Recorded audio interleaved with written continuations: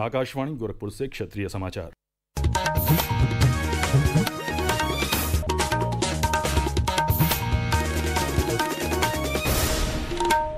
नमस्कार, समाचार बुलेटिन के साथ मैं विकास राय। सरकार ने अहमदाबाद विमान दुर्घटना के कारणों की जांच के लिए उच्च स्तरीय बहुपक्षीय समिति गठित की है। नागर विमानन मंत्रालय ने कहा कि ये समिति वर्तमान मानक संचालन प्रक्रिया और ऐसी घटनाओं को रोकने तथा निपटने के लिए जारी दिशा निर्देश की जांच करेगी। समिति भविष्य में ऐसी दुर्घटनाओं से निपटने के लिए व्यापक दिशा निर्देश का सुझाव भी देगी। सरकार ने कहा है कि ये समिति विभिन्न संस्थाओं द्वारा की जा रही जांच से अलग होगी और ऐसी घटनाओं से निपटने के लिए मानक संचालन प्रक्रिया तैयार करने पर ध्यान देगी। नागर विमानन मंत्री राम मोहन नायडू ने कहा कि जांच जारी है। विमान में 650 फीट की ऊंचाई पर खराबी आई थी और पायलट ने इमरजेंसी की सूचना दी थी। उन्होंने कहा कि नागर विमानन मंत्रालय इस हादसे की हर पहलू से जांच कर रहा है। इस बीच दुर्घटना में विमान में सवार 241 यात्रियों और मेडिकल छात्रों सहित 254 लोगों की मौत की पुष्टि हुई है।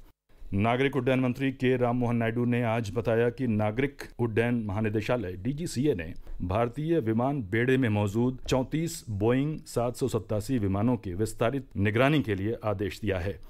उन्होंने कहा कि उनमें से 8 का तत्काल निरीक्षण किया जा चुका है। आज नई दिल्ली में मीडिया से बात करते हुए उन्होंने ये जानकारी दी।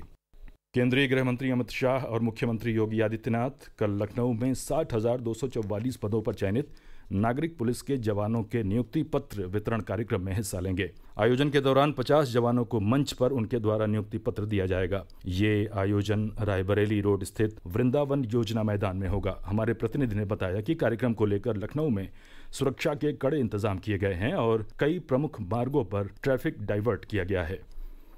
आयुष मंत्री प्रताप राव जाधव ने कहा है कि योग वैश्विक कल्याण के प्रति भारत की महत्वाकांक्षा को प्रदर्शित करता है।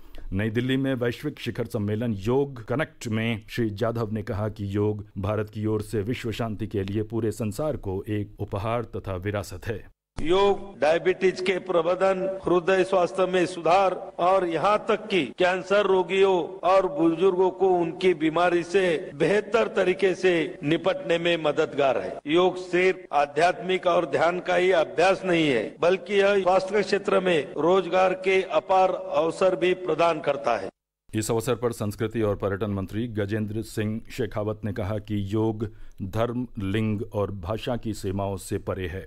योग भारत की प्राचीन परंपरा का अमूल्य उपहार है। ये मन, शरीर की एकता, विचार और क्रिया, संयम और पूर्ति, मनुष्य और प्रकृति के बीच में सामंजस्य, स्वास्थ्य और कल्याण के लिए एक समग्र दृष्टिकोण का प्रतीक है।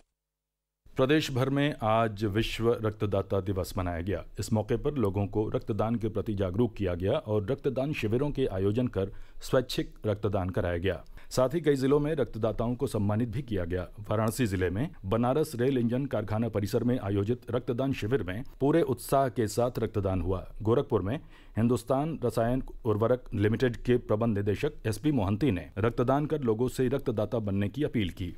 जौनपुर जिले में पुलिस अधीक्षक ने रक्तदाताओं को सम्मानित किया। राष्ट्रीय पात्रता सह प्रवेश परीक्षा NEET UG 2025 ने मेडिकल में प्रवेश के लिए परिणाम आज घोषित किए हैं। स्कोर कार्ड परीक्षा की आधिकारिक वेबसाइट nta.neet.nic.in पर उपलब्ध है।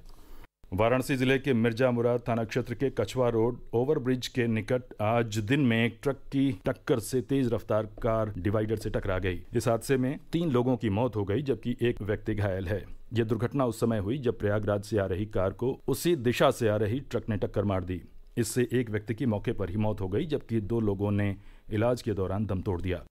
मौसम विज्ञान विभाग ने 17 जून से 20 जून तक प्रदेश के पूर्वी हिस्सों में अनेक स्थानों पर गरज चमक के साथ बौछारें पड़ने और वर्षा होने का अनुमान व्यक्त किया है। विभाग के मुताबिक 19 और 20 जून को पश्चिमी उत्तर प्रदेश में भी यही स्थिति रहेगी। विभाग के पूर्वानुमान के अनुसार प्रदेश के पूर्वी और पश्चिमी इलाकों में आज से ही कहीं कहीं वर्षा की संभावना बनी हुई है। विभाग ने आगामी 5 दिनों में अधिकतम तापमान में 5 से 7 डिग्री सेल्सियस जबकि न्यूनतम तापमान में 4 से 6 डिग्री सेल्सियस गिरावट की संभावना भी जताई है। इसी के साथ क्षेत्रीय समाचारों का ये बुलेटिन समाप्त हुआ। नमस्कार।